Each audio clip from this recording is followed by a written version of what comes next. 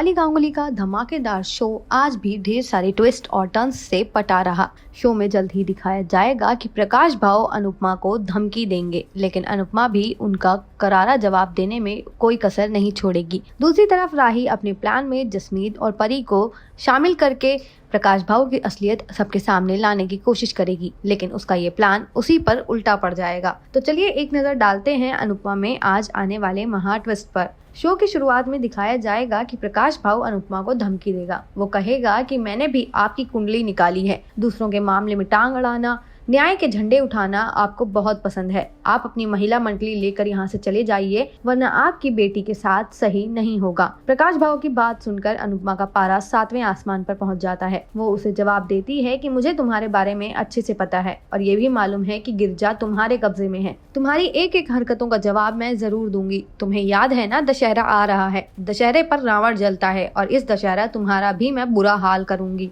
अनुपमा में आगे दिखाया जाएगा कि अनुपमा जैसे ही प्रकाश भाव के घर से निकलेगी, वैसे ही उनके रास्ते में प्रकाश भाव की बीवी आ जाएंगी। वो अनुपमा को चिट्ठी सौंपती है जिसमें लिखा होता है कि गिरजा सोनू के कब्जे में है। साथ ही प्रकाश भाव की पत्नी अनुपमा को सोनू तक पहुंचने का रास्ता भी बताती है। ऐसे में उनकी बातें सुनकर अनुपमा और देविका उस रास्ते पर निकल पड़ते हैं।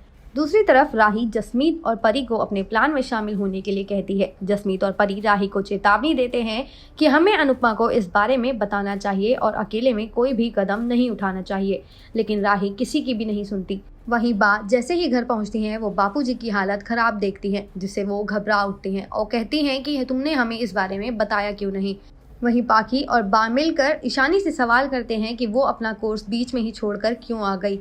पाखी और बा ईशानी को वापस दिल्ली लौटकर अपना कोर्स कंप्लीट करने के लिए भी कहती हैं, लेकिन ईशानी कोर्स के लिए वापस जाने से साफ इनकार कर देती है। इससे इतर मंदिर में गौतम की हालत देखकर ख्याति उससे सवाल करती है। गौतम कहता है कि मैं आप लोगों के सामने आ गया, लेकिन अब कभी नहीं आऊंगा।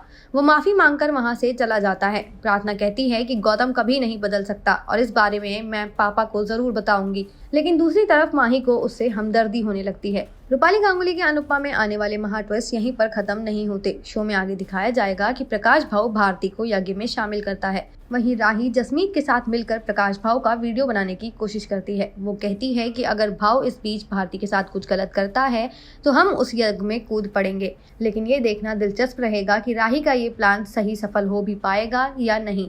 ये जानने के लिए बने रहें टेली टॉक के साथ।